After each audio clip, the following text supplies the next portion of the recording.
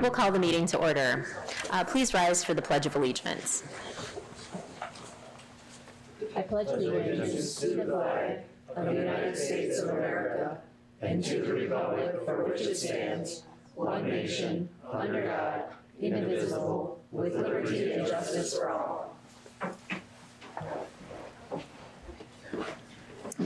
Call the roll, please. Brown. Present. Calhoun. Here. Fournier. Here. Brock. Here. McGarity. Here. Rick. Here. Yor. Here. Okay, we have announcements, acknowledgments, communications, and reports. And today we have with us State Representative Denise Menser, and she has a presentation. Denise, you want to come on up? So you guys might remember. Wait, you got to come to the mic so people can hear you. So you guys might remember that I had a little a Santa Claus that wanted to do some good things for the city, and we were able to get a drone for the fire department and some mouth guards for the football team at the rec center and some gift cards. But now I have the last gift, and it goes to Jeff Wood. I promise not to start it up. Cover. Yeah. This is a 14-inch battery-powered steel chainsaw that he's happy about.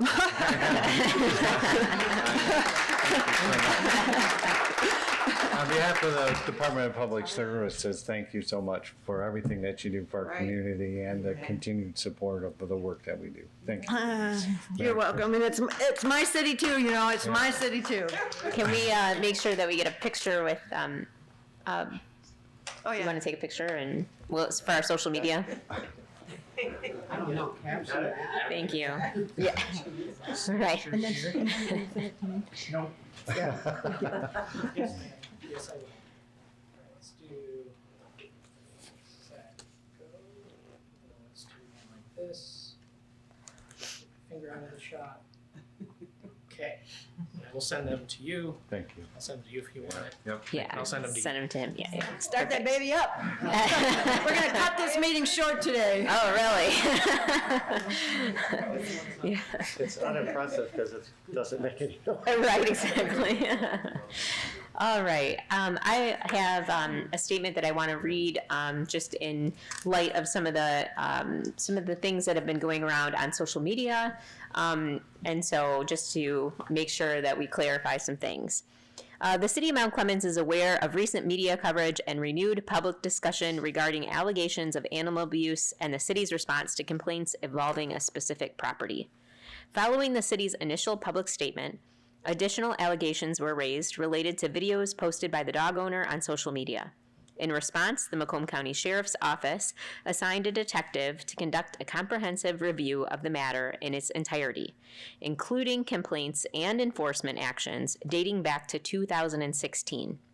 As part of this review, the detective consulted with Macomb County Chief of Animal Control, Jeff Randazzo. After a thorough investigation, which included review of historical records, complaints, and the recently raised allegations, investigators found no evidence of violations of local ordinances or state law by the dog owner. Since 2016, the City of Mount Clemens and the Macomb County Sheriff's Office have responded to more than 40 complaints related to the dogs at the property. At no time has evidence of abuse, neglect, or animal cruelty been substantiated. The only issue identified during this period was dog licensing, and that was promptly corrected. The dog owner has consistently cooperated with the city and complied with all requests, including voluntary kennel improvements and redirection of exterior lighting. Despite a recent media report, the city also reiterates that it formally adopted the Macomb County Animal Control best practices in 2023 and took an extra step by strengthening language having to do with extreme weather and outdoor habitats in May of 2025. The city has applied those standards throughout its handling of this matter. Based on the findings of the investigation, there is no factual basis to support claims of animal cruelty. This situation appears to be the result of an ongoing neighbor dispute.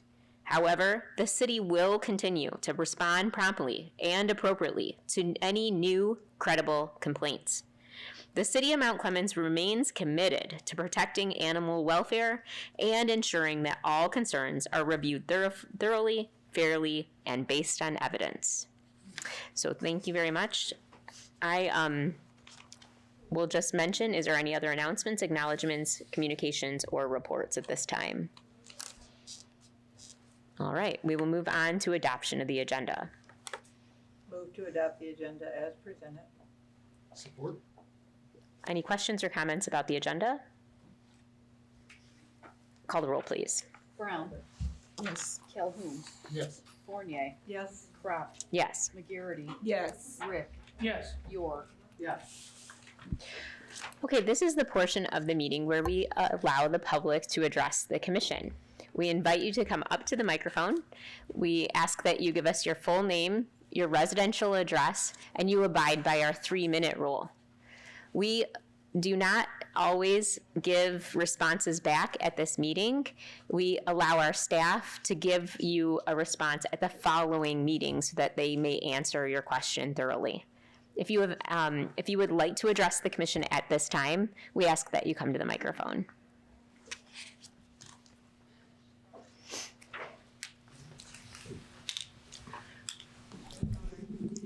You can move it down, Ruthie. I think it'll come down. Okay. There you go. Good evening. Ruthie Stevenson, 69 Bain. I would just like to say and wish each and every one a blessed Kwanzaa, Christmas, Hanukkah, whatever holiday you serve, and a blessed, safe New Year to each and every one. And thank you for the work that you've done this year. And as we roll into 2026, I pray your strength, knowledge to do what is good for the citizens of Mount Clemens. Thank you. Thank you. And Happy New Year to you, too.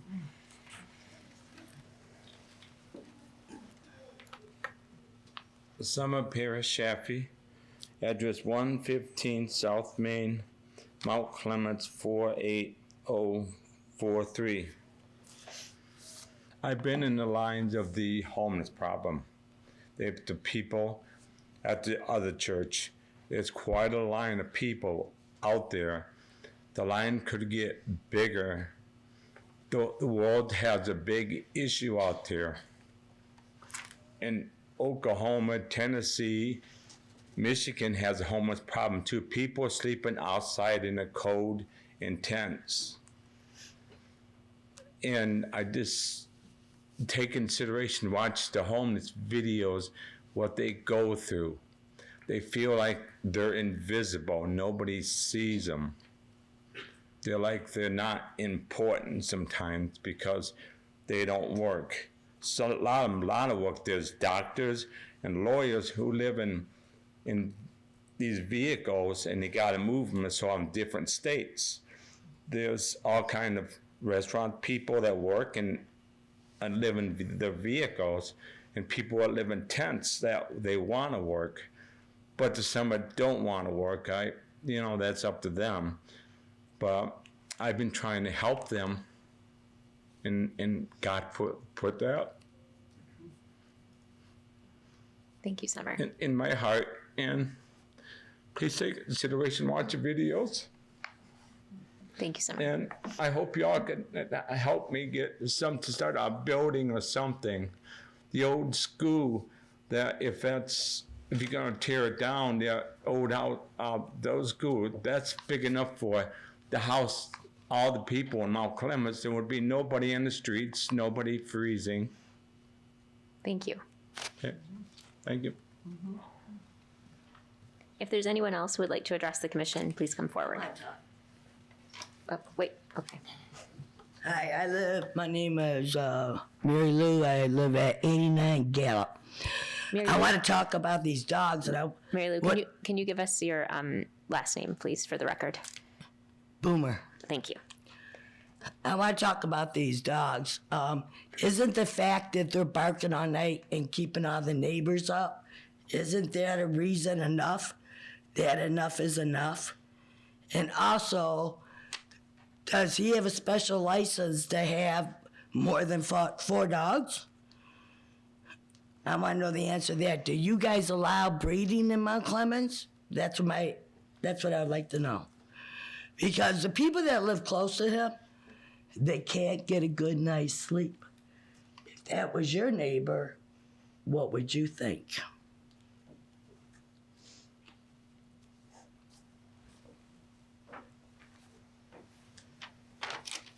Hello. My name is Joellen Clark. My address is 13328 Gilbert Road. I'm from Riley, Michigan. I am from the Mount Clemens Farmers Market. I sit on the board of directors, and I'm also a farmer on that market. We came tonight to voice our objections to the city entering a lease with the Consumers Energy for the lot on North River Road. We learned about this 2 days after the fact. We had no idea this was on the table. I've since watched that commissioners meeting a few times. I heard the term improved access several times, and I question improved access for who? Currently, we sit in a neighborhood of senior citizens and low-income residents. The city plans on placing us in the middle of a convoluted maze of one-way streets. The only ones that are actually going to have extra improved access are those handful of residents that actually live in the DDA district. The size of the lot was also mentioned. I can't dispute what square footage of either lot is, but I will point out some things. The River Road lot is a wide open space. It has one median that holds the bus stop. The Roscott lot has raised concrete medians with parking meters in between each row of cars. We'll also lose our restrooms, our electricity, our storage. I also heard that this fits within the DDA strategic plan. I wasn't sure what that was, but I looked it up, and I'm going to read what I found. Goal: explore establishing the farmers market as a downtown institution. Action step 1, establish a stronger relationship with the leadership of the market. Action 2, identify a downtown location of the Mount Clemens Farmers Market beginning with the 2025 season. Action step 3, if the DDA and the Mount Clemens Farmers Market are unable to agree to a new downtown location, then establish a new DDA-run market. Apparently the city jumped right to step 3. What I didn't hear mentioned in any of the conversation was the fact that the farmers market has a written lease agreement with the city regarding that lot. And there's a process to follow if either one of us want out of that lease. That process wasn't followed. The city just simply entered into a rental agreement with someone else. What I struggle to understand is that Mount Clemens has what every municipality in the state wants and they strive for, and that's a viable farmers market within their city. You have one, and it's located within your city limits across the street from the DDA district, and quite frankly, it comes with very little effort or financial contribution from the city. Why are you so desperate to move us? Why does the city and DDA feel that the success of the downtown hinges on whether or not a farmer's market is in the DDA district? We urge the commission to reconsider the rental agreement with the Consumers Energy and honor the lease that you have with us. If you would like to terminate our lease, you need to do it properly. Thank you. Is there anyone else who would like to address the commission?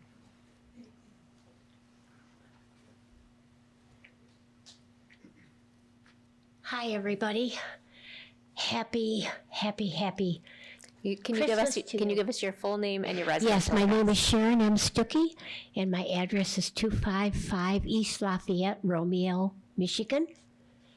And I recently moved there 2 years ago from Sterling Heights. I'm here to talk about the poor little dogs that are out there suffering. It is so cold out there right now that these poor little dogs are suffering you can't imagine how they're suffering. I'm suffering, and I'm 85 years old, and I'm suffering. I can't take the cold, and my little dog won't even go outside. It's so cold. And this person is leaving these dogs outside to bark and cry, and it's uncalled for. And if they can't take care of a dog, they shouldn't have one. If you can't take care of your dog and keep him inside, why should you have one? You shouldn't have one. It's animal abuse, and I'm an animal activist, and I fight for all kinds of dogs. Dogs are dying in the streets right now. The groups that I'm involved with are picking dead dogs up from behind buildings in yards and parking lots. These dogs are freezing to death, and this is just not right. It's not called for. We are their voice, and we have to speak for them, and we have to help them. They're just poor little animals that are out there, and I can't do it by myself. I need help. We need to start saving these dogs and getting them out of the cold. And this man has 4 of them, and he refuses to put them inside. He refuses to take care of them and keep them warm. And it is just too ungodly cold out there for these poor animals to be left outside all the time. So please help us help these little animals. They've done nothing wrong, and they need us, and we need to help them. They have no one else but us to help them. So please, give us the go to get these dogs away from this man. If he can't take them inside, he shouldn't have them. And if they're cold, he should be outside in the cold with the dogs and let them feel what it's like to be outside like that in this freezing weather. This is unkind, and it's just not right. And you're just finding these frozen dogs all over the place, and it's just not right. If you have a dog, you know what it's like. You love your dog like you love your kids, and you wouldn't leave your kids outside in this cold. And I have little kids that won't even come down to see me in Romeo now because it's so cold their parents won't let them outside. So these little dogs have got to be saved. They've got to come in. They need our help desperately. I know there's a lot of people that need our help too, and I do everything I can to help everybody that I can.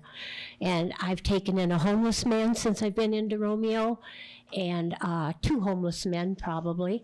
And I feed the squirrels, and I feed the birds, and I feed the deer, and I feed everything that comes around. And I feed my daughters. She's got 10 feral cats in Sterling Heights, and she can't work. She's disabled and can't work. Ms. Sharon, and Ms. Sharon, that's the time limit. Okay, thank you very much. Please help the dogs, folks, please. Thank you. Have a good day. Thank you.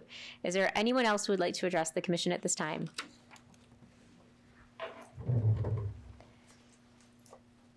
Hello. Hi. My name is Janet Berenson. My address is 989 Chippewa. And this is regarding the dogs. I just want to tell you something. 2 years ago, during Christmas, New Year's, it was so cold. There were storm warnings and all kinds of stuff going on. And I received a frantic help me call from Miranda that lives right behind the dogs, the one that is supposed to be the neighbor's dispute. And she told me, she goes, can you drive by so you can hear what I'm trying to tell you? Those dogs were wailing. There was ice. I didn't want to leave my house. I called everyone, the 800 numbers, the police, whatever. I even sent a message to Denise. She gave me some numbers. I never, up to this day, have had a return call. My question for this is, what do we do if in the middle of the dead of winter, these animals are screaming in a backyard? What do we do? Who do we call? Is there a human being that is going to answer the call? Is the police going to come in and say they can't do anything because the guy, as soon as he sees that some movement out there, he's going to stick him in the cold garage and say that everything is fine? So that is the question that I have, is what do we do? Because I know that we need proof that he has more than 4 dogs. So now in the summer, somebody's gonna have to be looking around when the little puppies come out. When he decides to force breed his females, and the neighbors are watching this stuff going on here. And you have grandparents, little kids watching this stuff, okay? And there's a lot of things that happen that it is very hard to go and get a camera and get you the evidence that you want. You know, like I said, unless you go and like move next door or in a tree or something so you can see it. This is not like some cuckoo thing that, you know, everybody's after. It's not. It's a reality that is happening in our neighborhood for years. And I hate it when it's really cold and I get my neighbors calling me and saying, hey, do you know of anyone? I've called PETA, I've called everyone that you can possibly imagine. No one can help. So this is something that has to be resolved. Our animals, they are not huskies, malamutes, that type of dog. Are they to live outside in the cold? Is a pit bull considered one of those? Those are the questions that we have. Who can help us and where do we call? Thank you. Thank you very much, and Merry Christmas to everyone. Thank you. Is there anyone else who would like to address the commission at this time?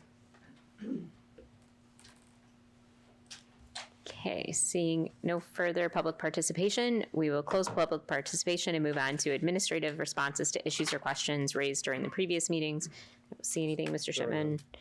So we will move on to approval of the minutes. Move to approve the minutes as presented. Support. Any questions or comments on the minutes? Call the roll, please. Calhoun. Yes. Fournier. Yes. Crop. Yes. McGarity. Yes. Rick. Yes. Yor. Yes. Brown. Yes. Okay, moving to general business 9A, the audit presentation. I don't think we really need a motion.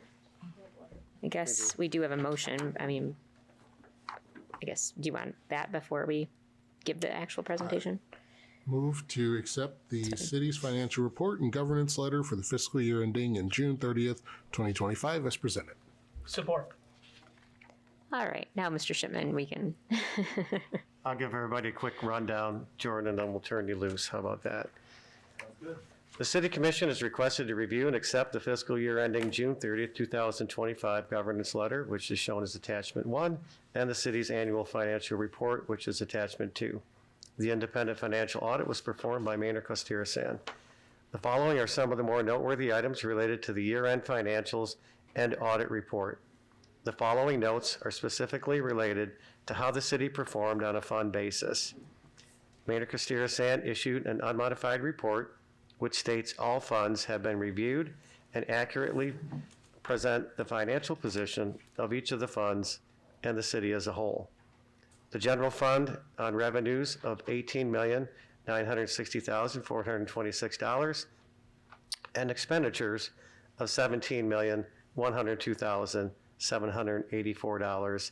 The city ended the year with an increase in fund balance of $1,857,642. This is a result of an increase in property tax values, increased revenue in building and inspections due to economic development, and higher interest rates. Both the water and sewer funds showed improvement in operating performance. The water fund improved its net position by $7,096,986, and the sewer fund by $3,285,881. These increases are primarily due to capital grants from outside sources to fund the imperative capital projects over the next several years. The city's net future liability for other post-employment benefits has decreased from $51.7 million to $28.3 million since its inception in 2017. This is due to the city's commitment to increasing its funding of resources into the trust and strategically investing to improve financial results. Equally important is the continued performance of the self-funded health insurance program. The pension system shows an increase in plan assets of $4,027,466. This was the result of the upturn in the investment markets during the past year. In conclusion, the city continues to see financial gains and growing stability in almost all of its funds on an operational basis. The city continues to improve its financial position, which should help with the wide variety of programs and projects needed during the 2026-27 budget year and beyond. And with us tonight is Jordan Smith from Maynard Castirisan, who's the principal. And Jordan, I will turn it over to you. You've all got a handout that Jordan presented you with this evening. You can follow. So there's the handout for each of you. I really would like to thank Greg and the rest of the city's team. Without them, we can't do our job. We know we're a disruption to the city and the normal day-to-day operations, but we really appreciate everyone's courtesy and cooperation and assistance in helping us to be able to do our job and getting the audit done for the city. That being said, everything I want to say is basically redundant for what Greg just said there. So I'll try to talk. I sometimes talk a little quickly, but if you have any questions or clarification, please just interrupt. I'm happy to answer anything I can. And if I don't have it right at my fingertips, I'll get back with you. So please just let me know. Highlighting a few things. The first page, so to speak, independent auditor's report. I don't actually have that letter in here, but it's pages 1 through 3 in the bound financial statements. The independent auditor's report, that's the whole point of an audit. That is the purpose of getting an audit. What type of opinion do you have? The city has a clean, unmodified opinion, all in accordance with GAAP. GAAP being generally accepted accounting principles. So that is the best possible opinion you can get, an unmodified opinion. We could qualify, do an adverse opinion or disclaim an opinion, which we did not. So it's unmodified. Best possible opinion you can get.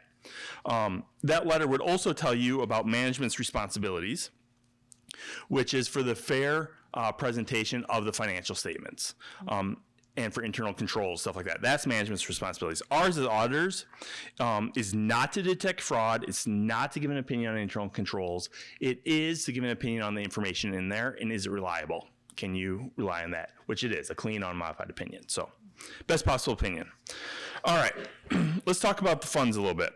I'm gonna focus largely on the major funds, which is the general fund, the sewer fund, and the water fund this year. The governmental funds, on a modified accrual basis, are pages 16 and 18 in the actual bound financial statements. It's a current financial resource focus. So there's no long-term debt involved. There's no capital assets or net pension liabilities, stuff like that. It should be a more familiar presentation as you typically budget in your general operating fund. I'm gonna focus largely on that. The first graph is a bar graph showing 5 years. The general fund revenues, expenditures, and fund balance over the past 5 years, 21, 22, 23, 24, 25. The blue is your revenues, red is those expenditures and your outflows, and then fund balance is the green there. So you can see in each of the past 5 years, revenues have exceeded expenditures. That's a very positive situation there. As Greg mentioned a minute ago, revenues and other financing sources was about $18.9 million, just under $19 million, which is an increase of 29% from the prior year. I'll talk a little bit more about that here in a second. Expenditures for the year were just over $17.1 million, which was an increase of about 34%. Again, I'll talk a little bit more here in a minute about that. And then fiscal year 25 actually added $1,857,642 to your fund balance. For fiscal year 24, you added about $1.98 million. In fiscal year 25, you added about $1.86 million.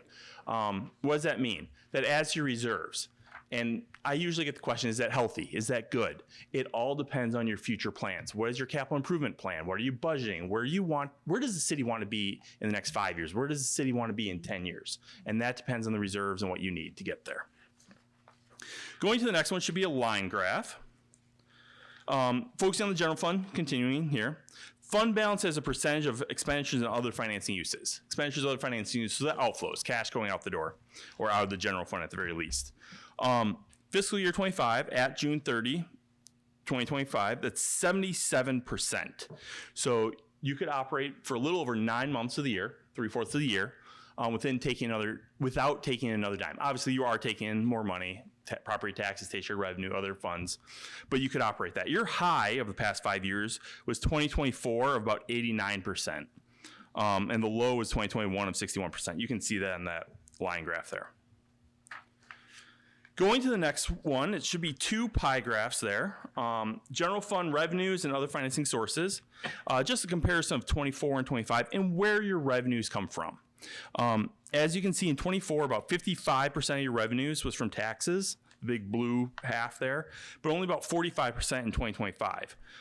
Taxable value or taxable revenue did increase a little over $400,000, but I'll talk about why that changed here in a second. Intergovernmental revenues were consistent, 22% each year. They did increase because of the HUD grant and CDBG grants. Charge for service increased, largely because administrative and rental charges used to be an internal service fund, and those all got transferred to the general fund. So that's all operating now, accounting stuff there. But the reason for the shift in percentage, especially the taxes I just mentioned, was permits. Permit revenue increased about $2.2 million, largely because of the Macomb County Jail project. Just brought in a lot of revenue there. And I'll talk about it in a second. A lot of that went back out for your building department costs. So on the other end, interest or investment earnings increased about 22% or $120,000 year over year. So that's good passive income coming in the door. The next one should be pie graphs again. General fund expenditures and other financing uses for the fiscal year ended 25 and 24, comparison there. General government decreased a little bit. Public safety was 48% in both years, but as I just mentioned a second ago, it increased about $2.1 million. Most of that was the Macomb County Jail project. The building department increased about $1.7 million year over year, those costs, to match up with that revenue, and those are direct costs, not the indirect there. So the other big thing that you had expenditure-wise, capital outlay. There were some larger projects during the year, but your capital outlay for those larger projects, downtown revitalization, Cherry Street Mall, the Cairns Playground equipment, stuff like that, that increased about $1.5 million, that capital outlay. That's all gets capitalized on the government-wide full accruals. So those are larger items there. I'm going to talk about the proprietary fund financial statements for a second here. That's your water fund, sewer fund in particular I'm going to discuss. This is more like a nonprofit or a for-profit. So these do include your capital assets, do include the allocated net pension liability, net OPEB liability, items like that. You should see a bar graph, sewage disposal system fund net position. 5 years there. This is the fund balance, or your net position, not fund balance, your net position, your reserves there.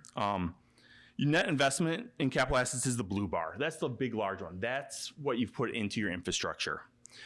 Green is your unrestricted, what's available there. And largely, you can see in 2025, it became negative. Why did it become negative? Because you've been spending so much to keep the capital assets. You're capitalizing, you have the debt associated with that. This year, though, you also had a net pension asset. So you've put away more money asset-wise in the trust as compared to the expected liability per the actuaries.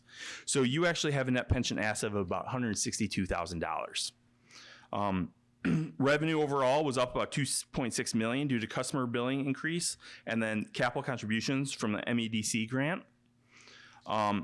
Expenditures, on the other hand, also increased about $1.5 million or 53% year over year. Increased activity in the wastewater treatment plant, sewer cleaning, the CCTV project, mapping everything out, stuff like that. So, yes, ma'am. So the unrestricted is negative. Yep. Means we basically have no funds, assets. I mean, we can't spend our assets, so currently in those two funds. Largely that. In the general fund too, I think, if I go back. It's general fund's not negative. General fund's positive. Okay, then I have another question for you. But it is negative there. Largely that is because of the net OPEB liability. You're looking at the future and the actuary is saying, here's what your liability is going to be at whatever point in the future. And based on that, less the assets set aside, you come up with that negative. And I'm saying the OPEB, so other post-employment health care, and not pension because you have a pension asset, so it's restricted. So if we took the OPEB out, what would it roughly be? Do you have it? I do not have that number on me, so I apologize. Okay. Would it be a positive number? I would expect it to be positive or at least break even. You have that on you? Believe it or not. She's looking. I made a mistake and I left your financial statements on my desk. I know right where they are on my desk. It's I brought the probably in here somewhere, presentation. but somehow you took 80 pages and went down. Yeah, that's- That was good. Tried to hit the highlights is what I tried for. But going back to the general fund then too, if you go to the management's discussion and analysis on page 7, Okay. it's showing a negative of unrestricted, which is probably the OPEB too then. The That's general, 11 million. Are we talking the general fund The or governmental activities. governmental activities? Yes, that would be probably the OPEB more than anything. Without looking at the exact things, but that's my guess. That's usually what it is. And if I remember last year, I'm testing my own memory a little bit, but that's what I believe it was. 11. Governmental activities does include all those long-term assets. So that includes long-term liabilities, net pension liability, net OPEB liability, but it also includes your capital assets. So there's a lot of money that's been done for infrastructure, and due to those costs there, you eventually will recoup those. Right. But you got to get stuff to people Right. as well and from them. If we do take out the OPEB liability, we'll be at positive about 5 million. Okay, that's for the water sewer. It's a big difference. And Lori, just stand up for a second. So I know everybody's used to seeing Danielle, and she's got the flu. So Lori That's Curtis probably why works she for didn't call me. Plan Brand and was kind enough to be able to make that the last minute. So thanks, Lori. Thank you, Lori.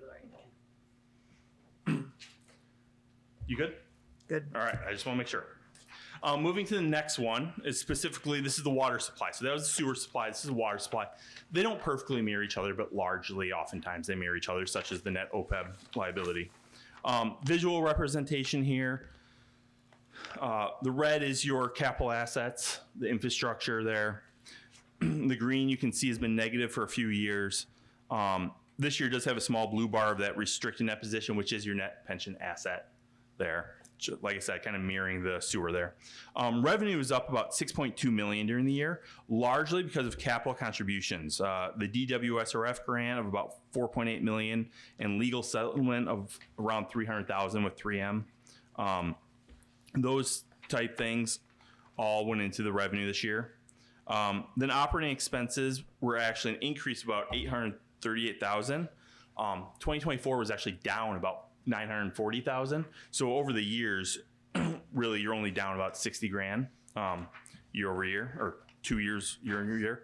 Reason for that, though, increase in building maintenance for various reasons, administrative charges, as I mentioned, general fund, just moving that and where things were, and a large decrease in the OPEB cost recovery, largely based on the actuarial report and things there.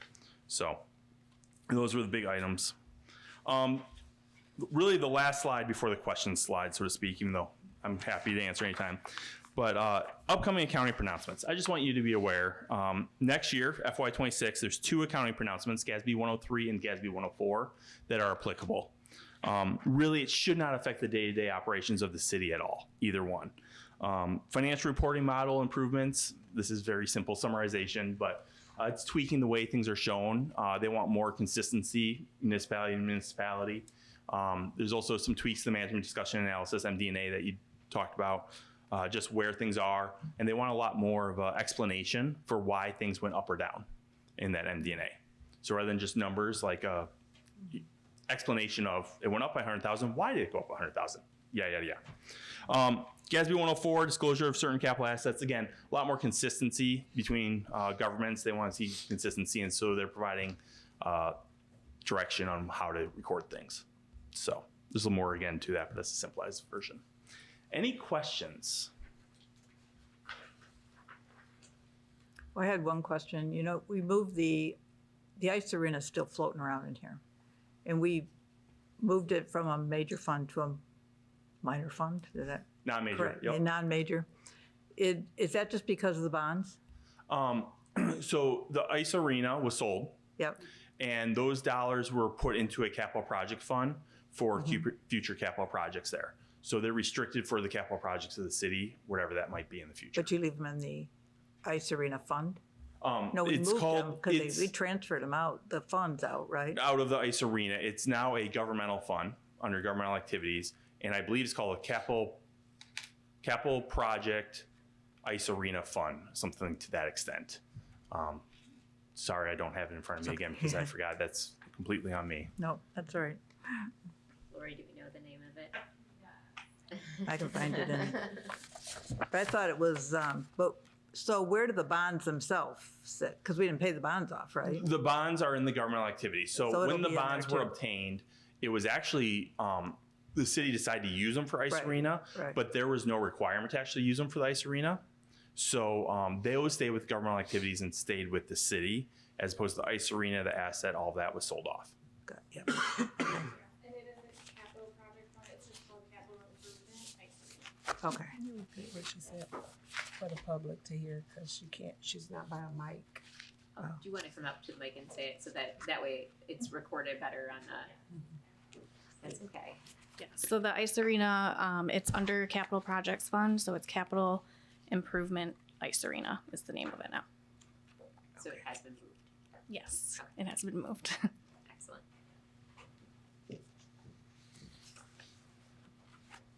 Does anyone else have any other questions about the audit? Very excited to see the unmodified. I was even more pleased to see there was no significant deficiencies. For the second year in a row?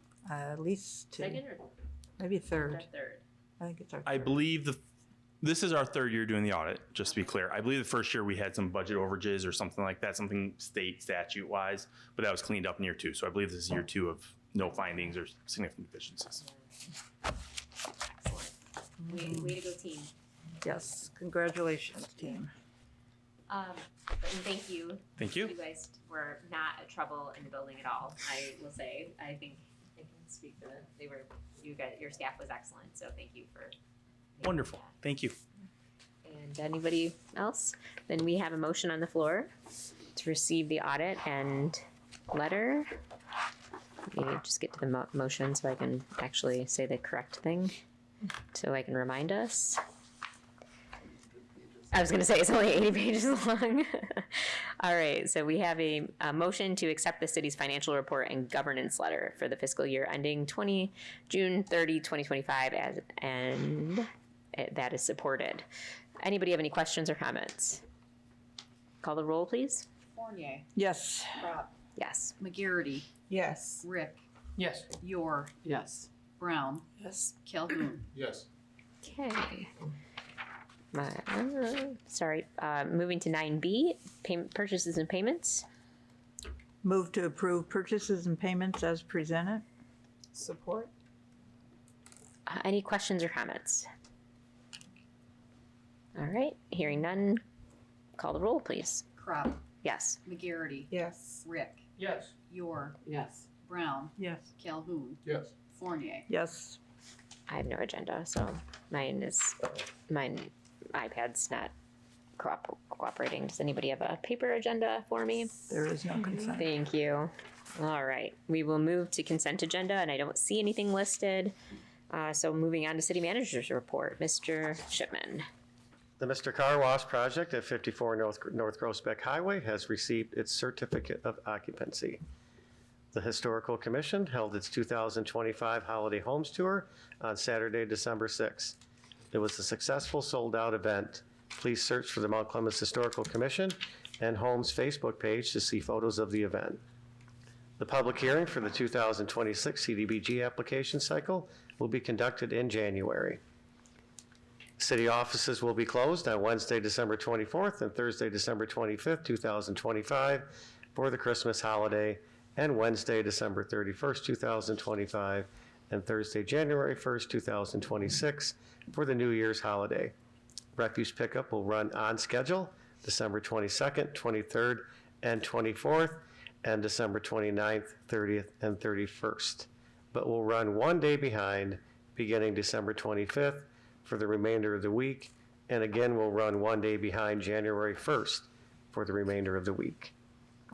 Christmas trees will be collected by the city's refuse contractor on your regularly scheduled refuse pickup day, beginning Friday, December 26th, 2025 through Friday, January 31st, 2026. Please make sure the tree is bare and not in a plastic bag when placed at the curb for pickup. Winter weather is upon us. Please watch for the city to implement a snow emergency, which requires all parked cars to be removed from the streets so the snow can be cleared curb to curb. If a snow emergency is declared, it will be posted on the city's social media, website, and all local news channels. As always, please use extreme caution when traveling during the winter weather events and bear with us as we do our best to clean the streets during and after the winter weather event. Dog licenses will be available for renewal in the Treasurer's Office Friday, January 2nd through the end of February. You must provide proof of a current rabies vaccination to renew. After February, there will be a $10 late fee. Over in recreation, we have the Senior Christmas Party, December 19th from 6 p.m. to 9 p.m. at the Carnes Community Center, featuring joyful music, festive treats, and great company. We have the Youth Open Gym during winter break. That'll be coming up next week. Clemens Youth, stay active, enjoy the special hours throughout the break. You can check the online portal for exact dates and times. And we have the Teen Christmas Party, December 22nd, starting at 1 p.m. at the Carnes Community Center. You can enjoy delicious food, exciting games, and fantastic prizes. Please have your parents or guardian register you online. And just a note that recreation facilities will be closed on December 24th, 25th, and 31st, as well as January 1st. Our community events, once again, the city is offering free parking. It's free after 3 p.m. It's parking in the downtown district through January 1st. And we have the Mount Clemens Kids New Year event, Wednesday, December 31st from 4 p.m. to 9 p.m. It's a kid fireworks show at 9 p.m. And it is hosted by the Discovery Center of Macomb at 54 Cherry Street. And we have the Mount Clemens New Year's Eve Gala event, Wednesday, December 31st, 10:30 p.m. Entertainment and fireworks on Main Street. For information on any of our events, you can call 586-469-4168, and Miss Mickey will give you whatever you need. Is there anyone who have any questions for Mr. Shipman? Okay, hearing none, we will move on to the second opportunity that we give the public to address the commission. Again, we ask that you come to the microphone, you state your name, your residential address, and you abide by our 2-minute rule. If there's anyone who would like to address the commission at this time, we invite you to the microphone.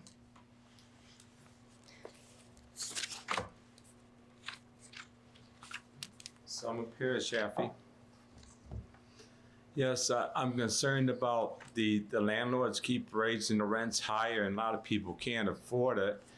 They're gonna end up being homeless on the street if they don't got, the landlords can't raise rent and keep a reasonable amount, they can stay in their houses instead of adding to the problem out there.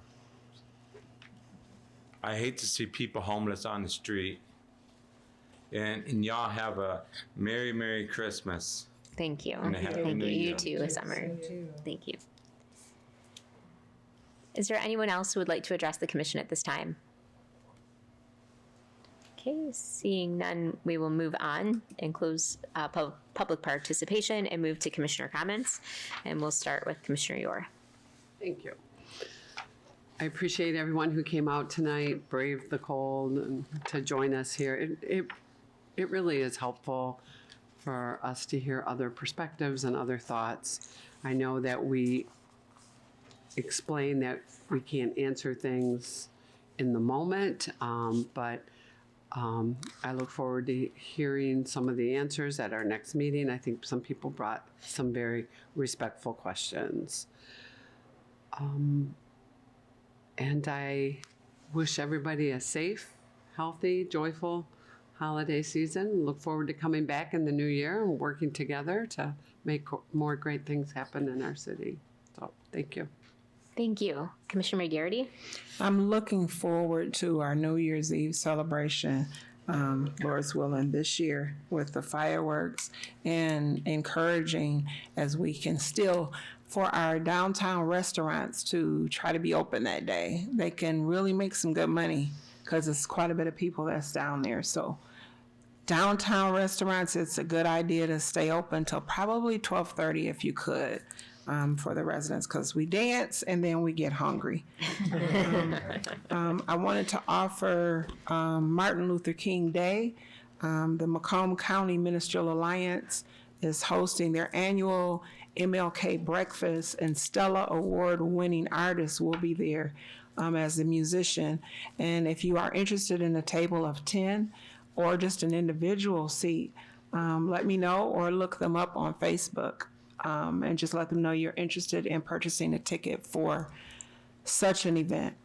The other thing is property tax time is coming for our residents to get their taxes prepared for free. The entire flyer and everything will be set by next week. So you'll be able to call Macomb Community Action Center at 586-469-6964. You can drop them off. You can sit and make the appointments. And a lot of seniors are unaware, because you get Social Security doesn't mean you don't do taxes. There's a home heating tax credit. There's a homestead property tax credit with you being on Social Security that you could be entitled for. So the best you can do is call. And so start calling Monday and let them know you're interested in that appointment. With that said, I wish everyone a very happy holidays, Merry Christmas, Happy New Year and all. And remember to take care of yourself, but take care of the people that live in your community. Thank you. Commissioner Fournier. Thank you. I want to thank everyone who participated in the light parade. It was a lot of fun. It was extremely cold, but it was a lot of fun. And especially to these guys back here, DPW, Lenny. Now I know who was the guy driving when the Vector truck came by, which I understand that the lights went out at the last minute, which it didn't, take down from it. I was going, there's our Vector truck, there's our Vector truck. And it's new, look how nice it looks. And everybody's going, so what,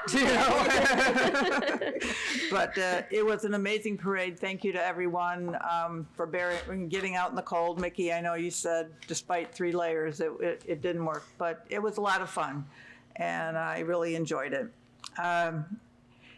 And the restaurants were busy that night too, because if you got the window seat at Bass City, you could stay inside and watch the parade. But it really was a lot of fun. And thank you to the whole finance department at the city. Takes a lot to get through an audit, let me tell you. And that little short report, there's 80 pages here of stuff. And it's a lot of work to check it, to put it together in 15 different ways, and it's a lot of work. So congratulations to them for an unmodified audit opinion and a good internal control report. The Anton Arts Center is open the rest of this week for holiday shopping. I hope everyone will come and get their last minute deals there. And Denise, you didn't mention your event that you're having there. It's on Sunday the 21st from 11 to 2. We have gingerbread kit houses. Yes. For kids. No charge. Denise is sponsoring this. Yep. And you can come to the Arts Center and make a gingerbread house between 11 and 2. I just want to get this on the... Yeah, and we're buying a lot of extra frosting so you can lick the spoons. But don't put them back in the jar. Having just done this for a family party, we had 12 kids doing it.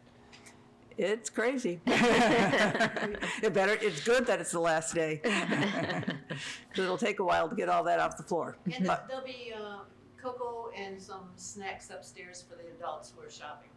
Yes, very nice. And thank you for sponsoring it. We really appreciate that. And I also wish everyone a blessed Christmas and a new year of health and peace and just in general goodwill, that we are all continue to work together for our city and for each other. Thank you. Thank you. Commissioner Brown. Well, I'd like to say that I too wish everyone a healthy, happy, wholesome holiday season and a safe holiday season.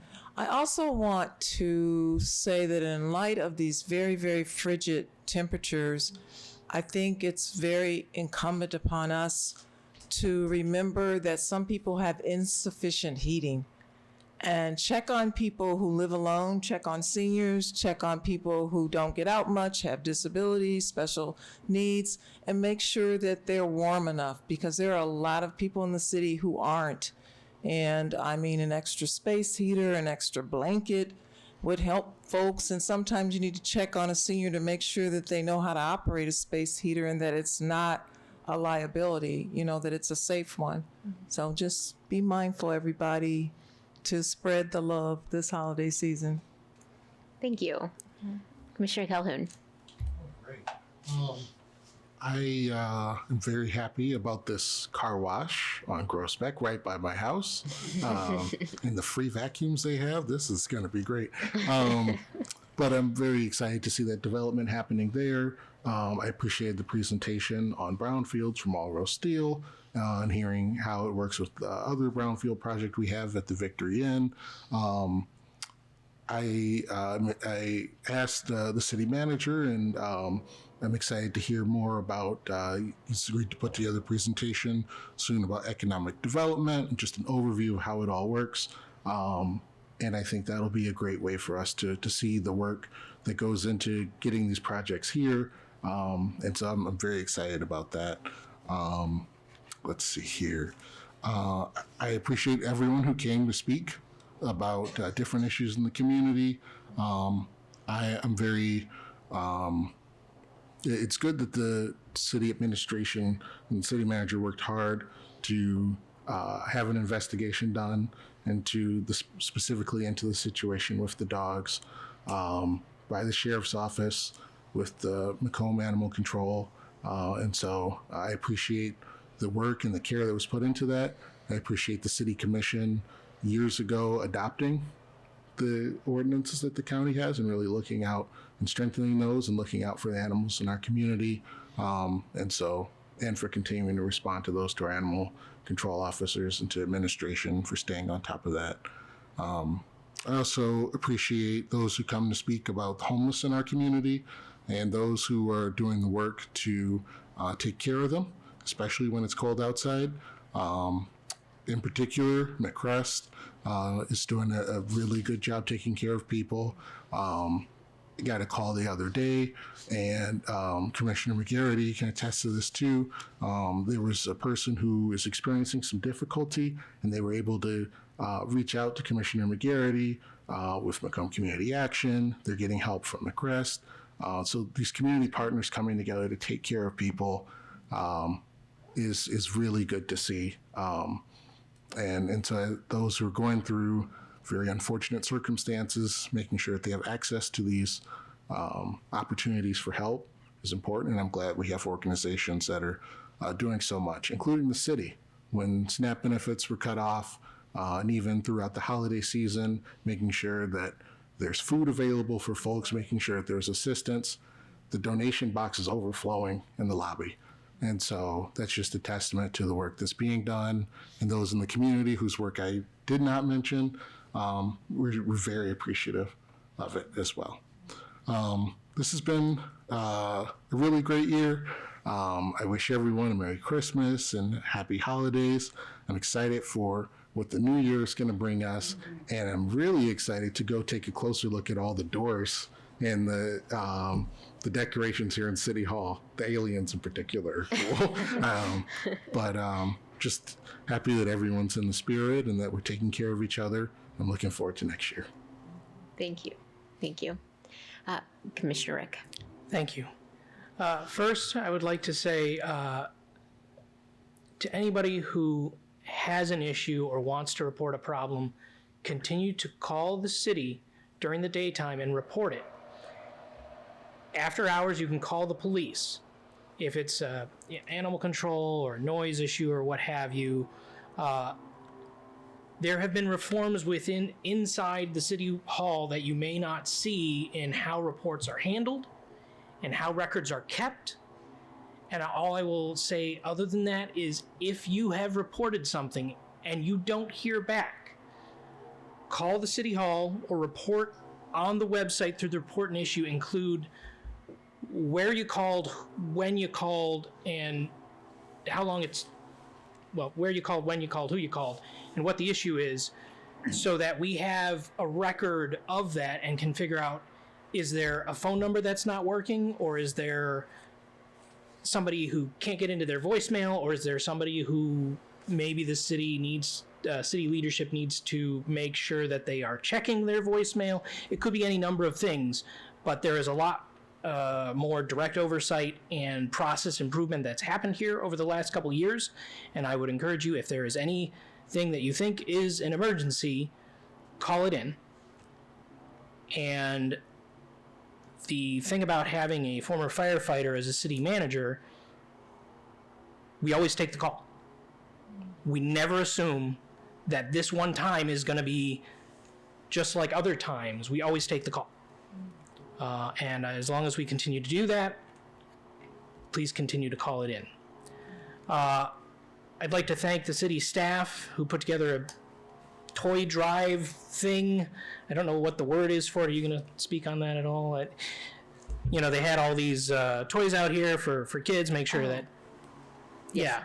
It was a real cool thing. They've been doing it for a couple years now. Glad to see that happen. Something else I'd like to highlight, the Mount Clemens Community School District's Parent Advisory Committee is hosting a PACMAS potluck on December 17th at 6:30 p.m. over in the cafeteria at the high school. There's been a whole bunch of downtown businesses that have stepped up to provide all kinds of delicious food, possible raffle gifts.